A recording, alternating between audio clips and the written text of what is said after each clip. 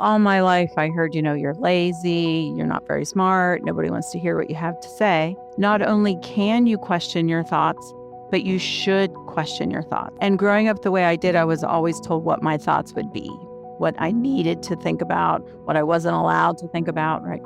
And I'll never forget on the first break, I'm walking down the hall. I can distinctly see the colors of the carpet. I can smell that smell. And I thought, oh my God, my life is changing.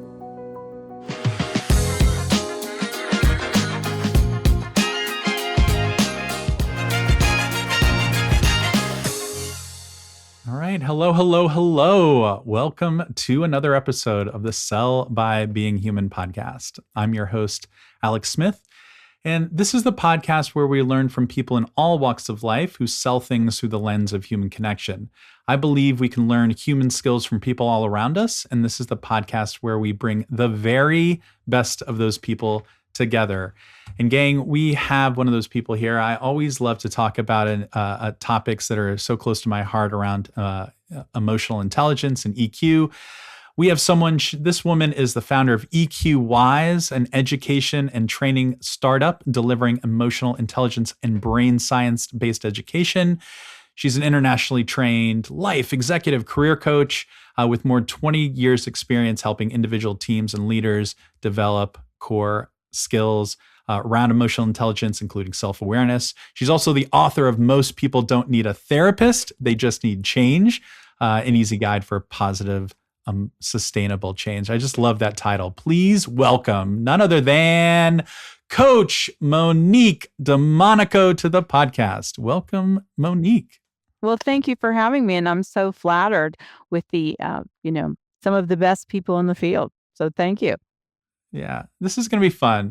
We were talking beforehand just around emotional intelligence and sales. And, if you're working in any profession, you've heard the term emotional intelligence, EQ, and maybe you've heard of certain skills around developing it, but maybe they're not as tangible to all of us. So we'll dig into that today on the podcast. But Coach, I want to just bring us centered around a conversation that I ask all guests. And this is a conversation, this is a question rather, that I ask all guests. And I would love to hear where you take this. So you heard the name of the podcast, you know the name Sell by Being Human. When you see a name like that, tell me, when you hear the name and see the name Sell by Being Human, what does that mean to you? And what do you think about when you hear that term? Well, if you're human, you're selling. And people don't understand that, right? We're always selling ourselves, our ideas, what we have to offer when you're selling something or just showing up in life. And so I often think that people do not realize that they're selling themselves. So they have a preconceived notion of what it means to sell. Now you can be in sales, right? And obviously then you're selling a product or a service, but recognizing that just in life you're selling. And selling is about connection. Yeah. Well, say more of that. Talk to me. Like as an entrepreneur, business owner, you're connecting, right? Like you have to connect first to really understand, like if we're on the same wavelength. So tell me more about where you learned that. Like, can you credit building connections to people around you in your life, in your career? What does great look like when building connections? And where did you learn some of those skills, you think, in your career? Well, at one point, I did hire a sales coach for about 6 months. But being emotional intelligence expert, I had a little bit of an inroad of understanding what it felt like. And so making connections, everything from networking, we think of a typical networking event, but also bocce tournaments, right? We're doing one of those on next Tuesday. The ways in which you're out in the world and you make connections. Some of my best clients have come through for example, a couple months ago, was just out to dinner with my son. I ran into someone I know, a pretty close friend, and she was having dinner with someone else. And she's like, "Oh, I just want to introduce you to a friend of mine." And within 6 weeks, I had the organization that she was CFO of as a client. And I was just at dinner, right? And so I would say 75 to 80% of my clients come to me through introductions. Now, I mean, after 22 years, people come through with referrals, but oftentimes it's just events that you are, people think of you, how they see you, how they perceive you. You're just in the grocery store, right? And people you connect with people, and then things naturally and organically happen, which is so much better than, running an ad and trying to connect with someone who doesn't know you. Of course, early in my career, there was a lot more of that. And to be honest, I did struggle with that. And that's why I hired a sales coach. But I already had the background of emotional intelligence, I think, which expedited the learning curve for me. Yeah. Tell me a little bit about like when you first thought that this is a path, like going down, just making a career out of uh, knowing yourself, knowing others, how to really see and connect with others. Why was that? What made it a career that you wanted to really pursue? I've heard, you kind of learn emotional intelligence just by experiences, right? Or just by failing at it. But I don't think it's as common, maybe. You could disagree with me, but it's not maybe not as common for people to maybe pay a coach to do give them training on emotion intelligence, or for companies. I mean, I can't think of tons of companies that have had curriculum on emotional intelligence here and there, but not sustained curriculum, right? So, what made it something for you where you thought, "Hey, this is something I'm good at, and maybe something I want to make a career out of"? Well, I guess it requires a little bit of background on me. I was born in rural poverty with two parents who were mentally ill, doing the best that they could. I had undiagnosed learning um, disorders, and my disorders were in short term working memory and spatial. And so I was always the kid who was like trying to get it together, who was not getting it together very well. I also had undiagnosed epilepsy, which presented as staring spells. So all my life, I heard, you're lazy, you're not very smart, nobody wants to hear what you have to say. And at 15, I was diagnosed with these things. And so the biggest lesson for me was I was smart, because one of the things they said to me was, you have taught yourself everything that we would teach you and that you are smart. And that was a huge shift for me. So, but when you're 16, 17 years old, you think, well, it's too bad we didn't know that sooner because it's too late. Yeah. So I did end up doing something that no one thought I would ever do. At 24, I went to college, was the first person in my family to graduate from college. Oh, And wow. then I started this life that in rural poverty, like people like us don't do that, right? And I started doing so many of those things and having friends and relationships and experiences that people like us didn't have. And then at one point, I had so many of the things that I never thought would possible, right? I had a healthy marriage, I had a great house, I had a great circle of friends. And I remember it was Christmas Day and I was 30 and I was just sitting there and I grabbed a book, 100 Things I'm Most Grateful For. And on one page, it said, I'm always grateful for the Silva method. And I thought, well, what is that? Right. But it just so happened that that year for Christmas, we bought our son a computer, which I'm embarrassed to say, with a newfangled service called the internet, which I thought was fleeting. What? That's dumb. Right. But we'll sign up. And the old dial up, right? You could still hear that. And I looked up the Silva method, and the office was closed till January. Went out and read the book twice, called immediately Monday after the New Year's and said, "Okay, how do I get involved?" And they said that one of our best instructors is in Philadelphia and I'm in Pittsburgh. So I did something I had never done. I took a road trip by myself, stayed in a hotel. I'd never done those things. And the very first morning, the instructor got into, awareness and some of these things. And one of the things she said, most powerful, I still think about this every day, is she said, not only can you question your thoughts, but you should question your thoughts. Mm, And growing up the way I did, I was always told what my thoughts would be, what I needed to think about, what I wasn't allowed to think about. Right. And I'll never forget on the first break, I'm walking down the hall. I can distinctly see the colors of the carpet. I can smell that smell. And I thought, oh my God, my life is changing. And so I spent the next 10 years, I like to say I was working myself. Had so much work to do. I came through life with a U-Haul as I just unpacked everything that had happened. And about the 10-year mark, I was actually picking up one of my sons at school, and I heard this group of mothers like, "Oh, the woes of me." And I knew this group kind of well, and I knew nobody was going through a terrible crisis, but it was, "Oh, the woes of me." And I had this insight that if this group of people couldn't be happy, what chance did the rest of the world have? And I went home and I started going through the thousands of pages of notes that I had from numerous like books and workshops and coaching and all the things I had done. And I put together a 4-week course, not knowing what I was going to do with it. And then I walked into an exercise group, and one of the owners said to me, we're Vitality Studio, but we don't do anything for emotion and mental health. And she knew my story and she said, "Would you be willing to do something for us?" And I was like, "Actually, I have this course. I've been looking for a home." So I taught the first course to 8 women sitting on the floor in a yoga studio. And then for the next 2 years, speaking engagements, coaching, all these opportunities came up. And so I decided, what did I want to focus on? And I knew about emotional intelligence through my work, and I did the research, and I decided I wanted to be trained and certified specifically in emotional intelligence.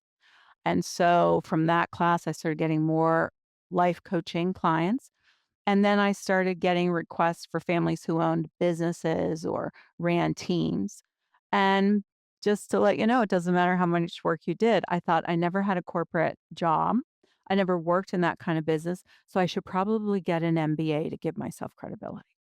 So I about killed myself for 10 years, Oh for my 2 God. years while I'm running a business and have a family.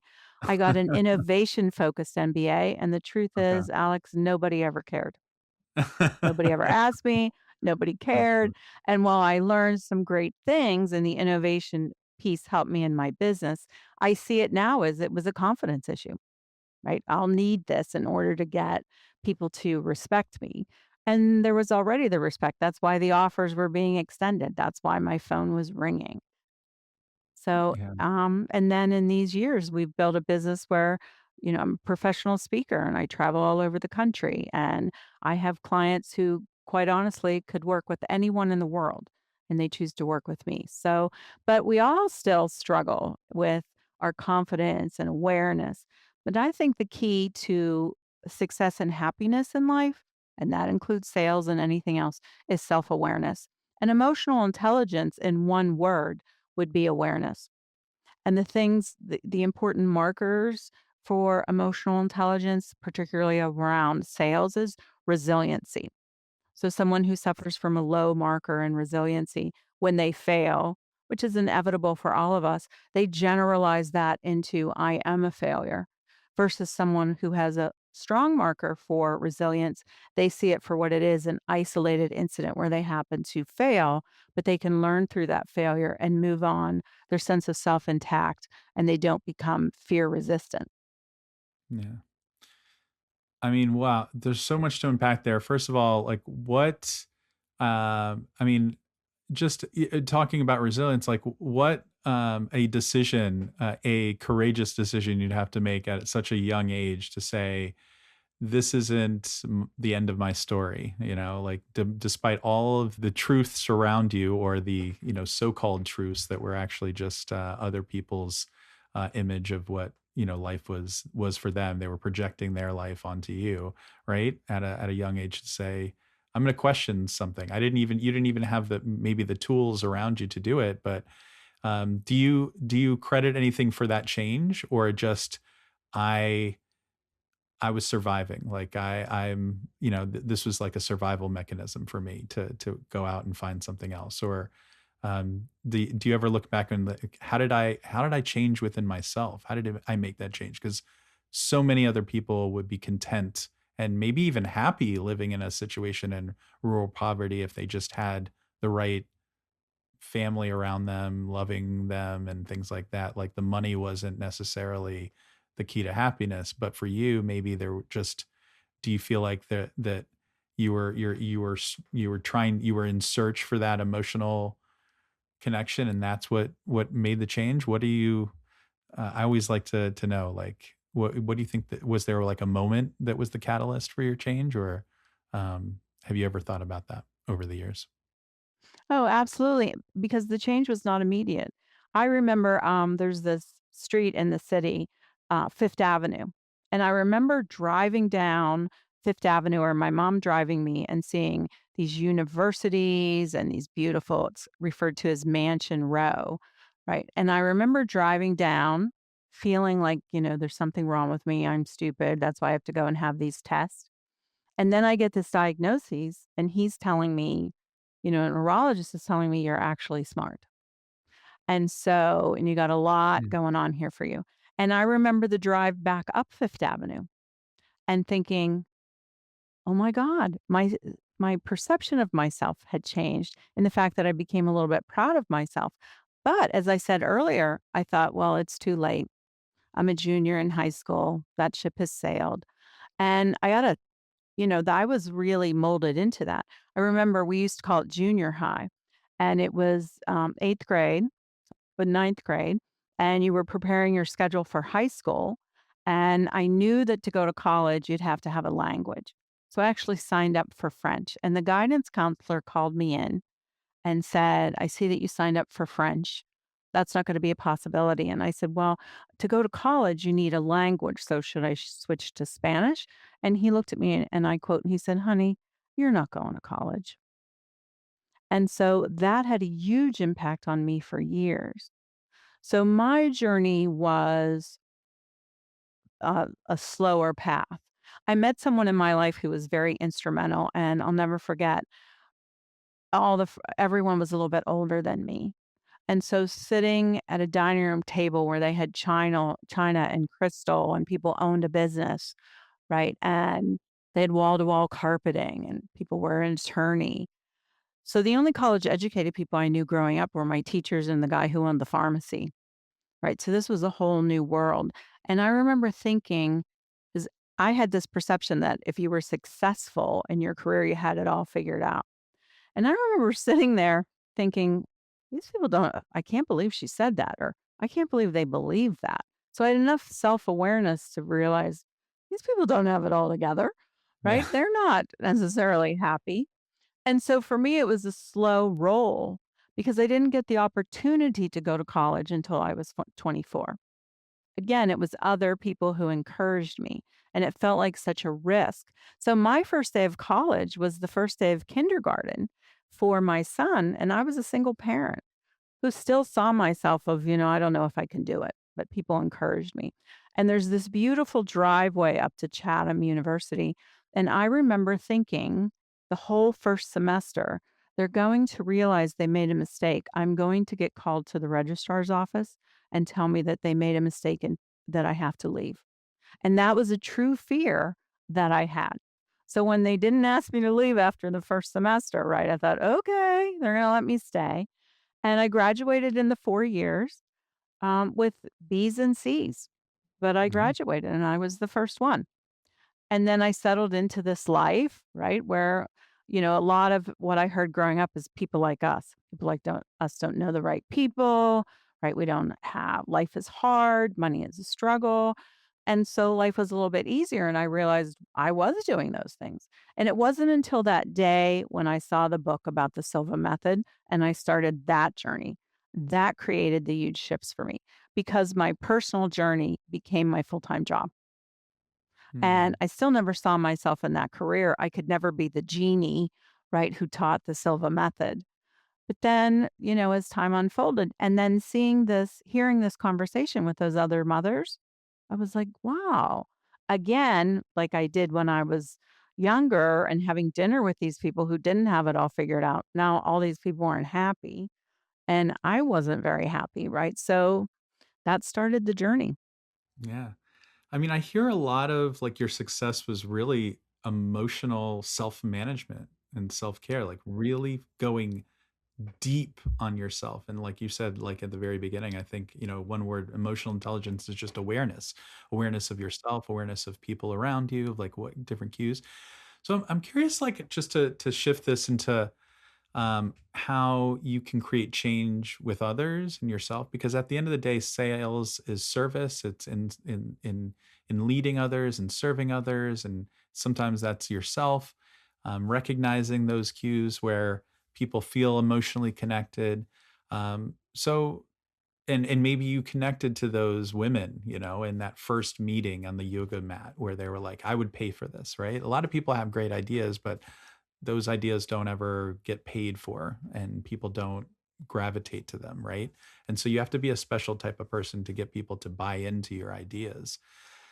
So help me, like, if you were talking to yourself, if you could look at yourself in that yoga studio, what do you think was successful in connecting with those mothers? And what do you and is that similar to what you do today? Like when you have a first call with a client, talk to me about how you think those connections are bonded, quickly. So for people that are like trying to create influence in any part of their life, whether you're selling something as a rep or you're a business owner trying to create influence, how do we create those connections? What are some of those things that you think you did, if you could look back, that made you successful and make you successful today around emotional intelligence?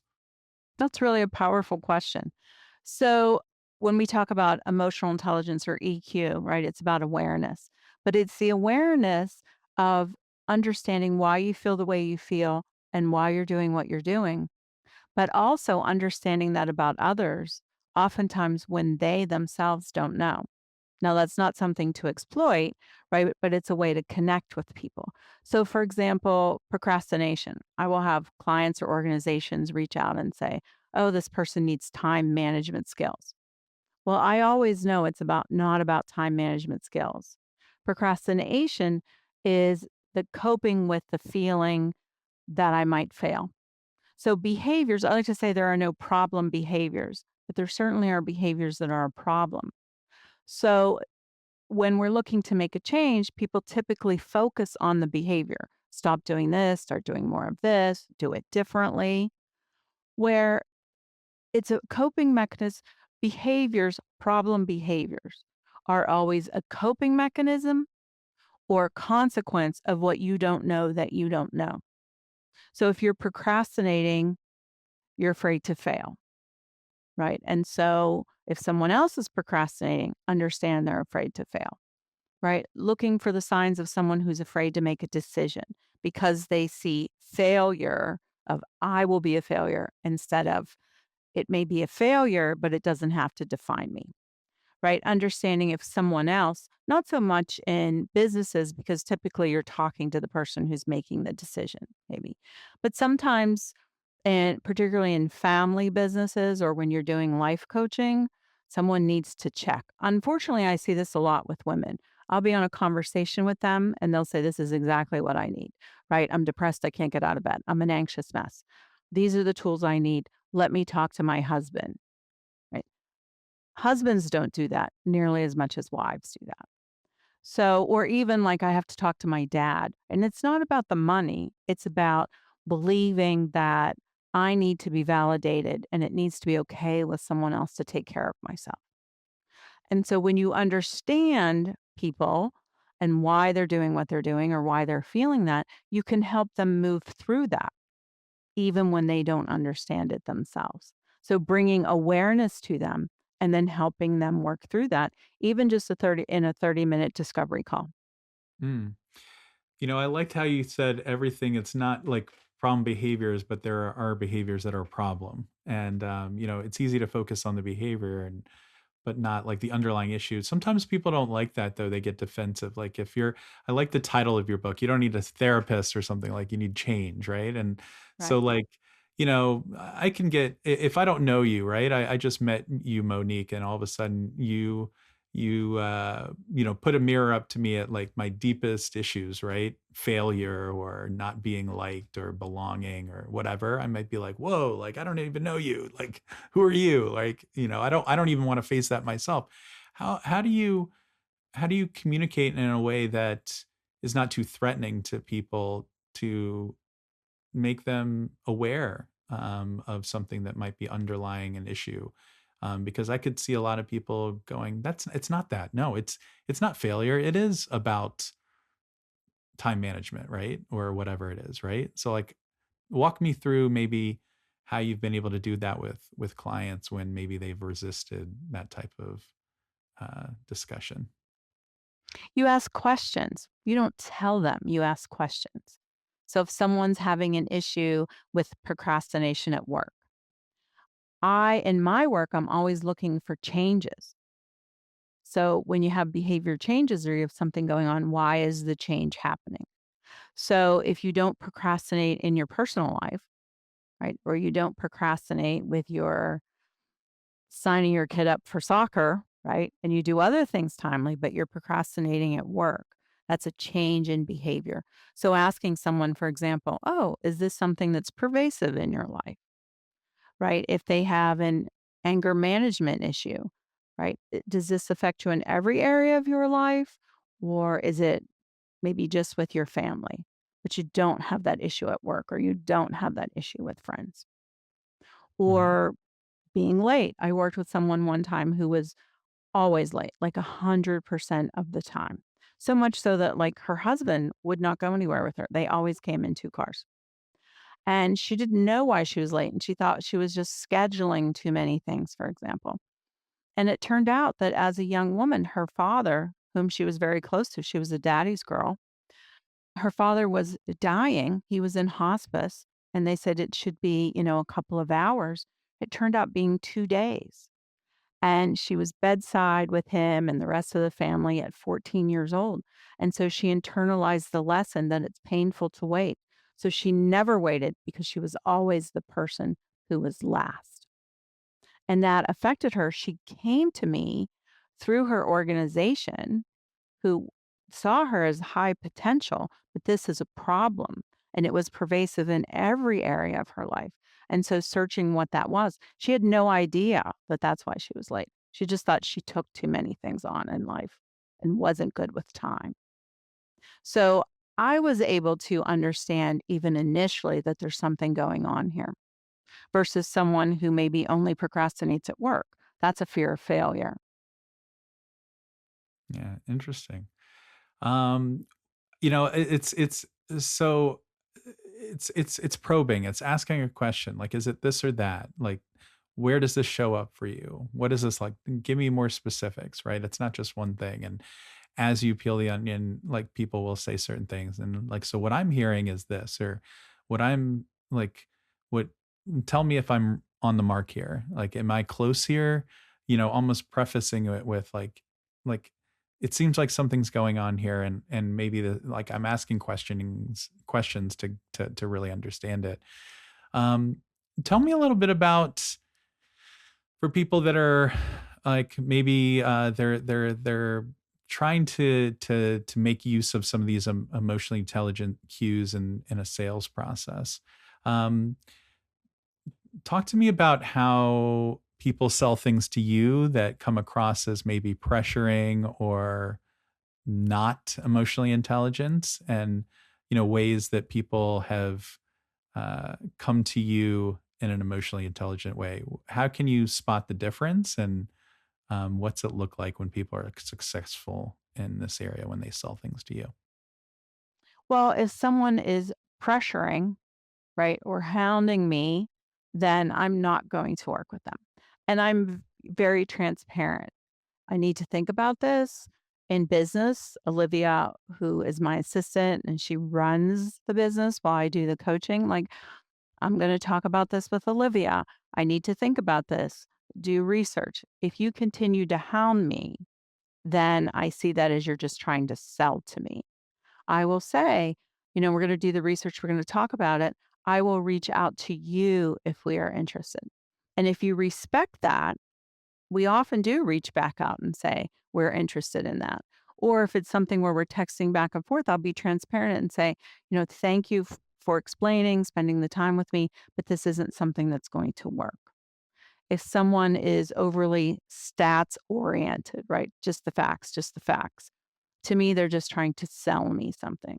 But if it's about a conversation, right? And people feel authentic and they're willing to take no graciously or take, we'll do some research and we'll get back to you graciously. If we can use that product or service, I'm going to go with that person.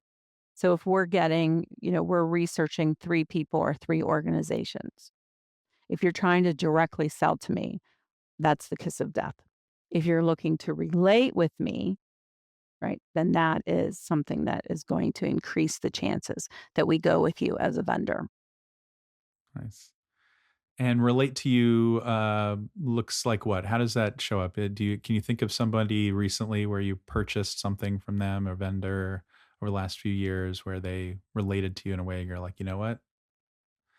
Maybe it wasn't even the best, like the cheapest product, or maybe it was the most expensive product, but you bought it because of the experience.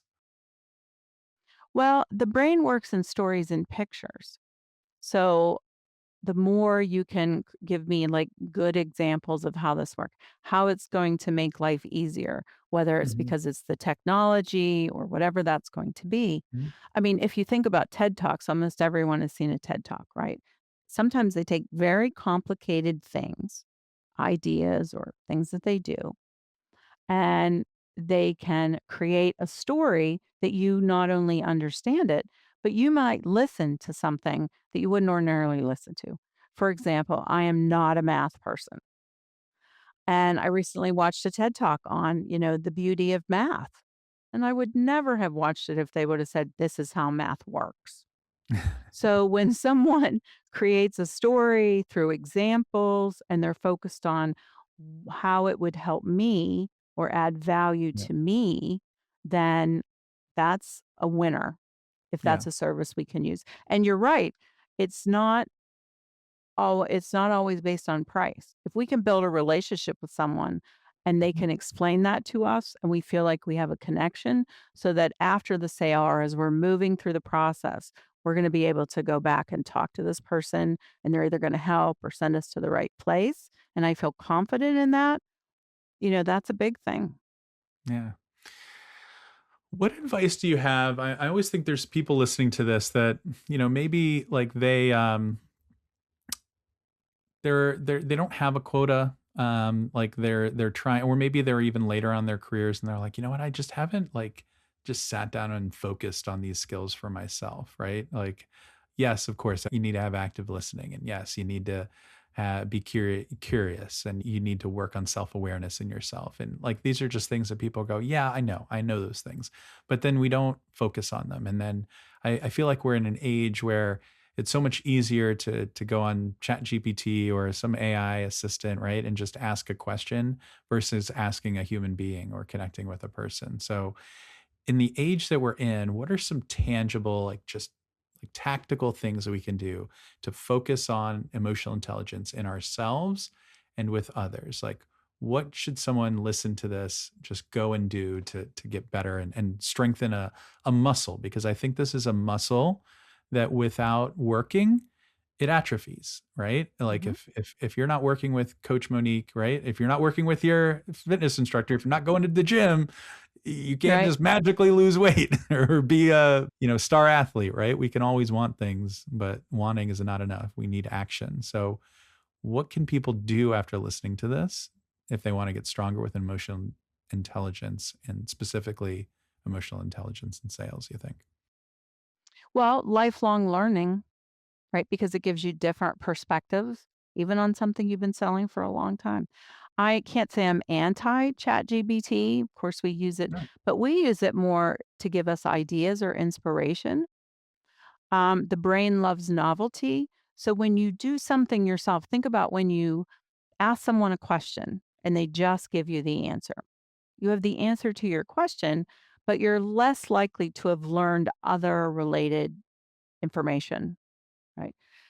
If you go and you're researching something, almost everyone admits that they find out something else. Oh, I didn't know that. I didn't realize that. It raises another question. And that's part of the lifelong learning. As far as the self awareness, being able to relax into yourself, right? And I call this, the mind body connection, release, relax, and let go. So just even keying into your body. Americans have relatively low body awareness. We think about our body when it doesn't look the way we think it should, it's creating pain, or it's not performing the way we think it should. So, even just taking a few deep breaths, sinking into your body, and keying into your breaths as you breathe in and you breathe out, that puts you in a relaxed state. And when we're more relaxed, we're more intuitive. Referring back, reflecting back to how far you've come in your career. We tend to, when we're successful and we move throughout our career, we just keep looking forward. But using your own history can become a powerful tool. I do this myself, right? I think about where I was just 5 years ago for myself. And then I look at how far I've come, and that inspires confidence and excitement. The other thing that's great to do, again, because the mind works in stories and pictures, the mind makes very little distinction about what's going on in real time and what's being vividly recalled. So if you think about a painful memory, you start to feel that way. Excuse me. So taking that tool of if about a time when you were successful, when you hit a goal, right? Whether Mhm. that's closing a big deal, walking across the stage to accept your diploma, engaging as many parts your physical senses as possible. What did it look like? What did it sound like? What did it feel like on your body? Right. So, was there a breeze in the air? Right. Was it chilly because the air conditioning was on? How it made you feel inside? Did you have butterflies, an accelerated pulse, whatever it is? You're taking your mind back to that, and you can capture that as a tool to be that way in the present. And that totally shifts your energy and it motivates you and excites you. And when you're in that space, you also become more intuitive, new ideas, and you're reflecting on how you're helping people. You're providing a service to them, you're not selling to them. And Yeah. that can really inspire you and looking at things different. So change the narrative with yourself, look at alternatives. And that is a way to stay fresh and intuitive and relaxed and motivating. Love it. Yeah. I mean, I always think like, maybe it's just a name, or it's just it's we say like, well, you're not really selling. It's you're I like to think you're not hard selling. You're not pressuring them. You are collaborating, you're connecting, you're influencing through the power of like your thoughts, your imagination, your human skills, the way that you connect and communicate. And that is sales. It's just a part of sales that people maybe don't see. They have stereotypes, and they don't associate it with. But I loved what you just said about connecting to your past self, and we always think about where we're going and where we're headed. Oh, we don't want to look behind us. We want to look ahead, but it's not looking behind you to do what you just said. It's looking about it's connecting to the person you were and what you've learned along the way, and the how you've transformed, and how you've it's not losing sight of the road, the journey that you've caused, because that can, if you can't connect to that, then how do you become something different? How do you use that to keep you propelled forward? Um, I know we're kind of closing in. I'm just so enjoyed talking to you. Your story is so remarkable. I'm curious, like Monique, if just to connect to you to bring it all around, I always ask a guest this signature question, and it's around just a fun question about you, just because I think of the essence of what makes people great at sales is that we can all do it differently. We can all use ourselves like no one else can. We have a tool that no one else does. Our essence, our soul, our experiences, our life experiences, right? And so that all informs how we can connect to others. So to that end, if I ask people that are closest to you, maybe these are your closest friends, your family, maybe people you've worked closely with. If I asked the people around you, what is just something that is totally Monique? Maybe it's something that's happened to you, but what is something that would only and could only happen to you, or that only Monique would do, and that is just so totally you? What would they tell me about you? Um, Well, I hear this a lot. Uh, you're better than you think you are. Oh, It's really? still Say more. Tell right. me There's more about that. still, um, right. Because we're always going on the journey. And as we make change, that doesn't mean that some of the old fears or the old thoughts Wow. don't stay with us, right? The thoughts and the beliefs that stay with us, or anything, right? Or those that you emotionally attach to. The average person's having 65,000 thoughts a day. We're not connecting with the vast majority of them, right? We're not even aware of them, but they're like gravity. It doesn't matter if you're aware of them, you're going to be impacted by them. And so there are still times, I'm human, right, that I struggle with self-doubt, or I think about, you know, I can slip into perfectionism, and the perfectionism came from the insecurity of not being enough. And so it's it's flattering, right? But it also brings me back to, right, there's always more to do. For me, personal development, emotional intelligence is something that I will work on until the day I die. It's lifelong learning. So that is something that I think is, I don't think I know is still there for me. And my husband, who has since passed, he was with GE and he ran HR and he had a lot of training as far as his whole career. GE did huge investments in those things. And he said to me one day, if everything had remained the same and I met you when you were graduating from college at 28, he said, I would certainly have recruited you and put you in the leadership program. And I'm not saying that because I'm your husband. And for me, right, that was very powerful because even when I graduated from college, I did not feel overly confident to go out and have this big career. And he was always a huge supporter in my business and was my biggest fan. But also, it was wonderful in the fact that he was not afraid of constructive criticism. He was my biggest fan, but he always called me out and kept me accountable. So that is what really made me put so much focus on what he said. I believed him because he would also say, You're dead wrong. Right. So he wasn't one of these people like, I love you. And so everything you do is perfect. Right. In business and my personal life as a mother, those were always things. So I put a lot of stock on what he said. And then other people have said that to me. I've had clients who have said that to me. But something that's super fun about me, I think, that people are always in awe is I have 4 boys. The younger 2 are twins. The oldest one is 42, the second one is 31, and the twins just turned 24. So I have raised children through 2 generations.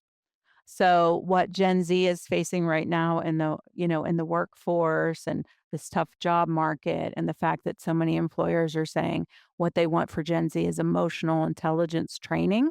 That's why we started EQ Wize in addition to the coaching to help young professionals in what hiring managers are saying that they need, that they're looking for to hire them. And you know, the twins, for example, and my assistant Olivia, they are Gen Z. And so getting from that perspective, I had the experience and the expertise, but working with them, which was one of the most exciting things I've done in my career, um, I learned a lot, right? And it kept me out of the weeds. Gen Z does not want to hear it in the same way millennials did. Hmm. Right? They're not gonna sit and listen to you talk about a topic for 10 minutes. They want working knowledge, right? How can you help deliver it to them in the way that they are best able to receive it? Because you always have to meet people where they are. Yeah. Wow.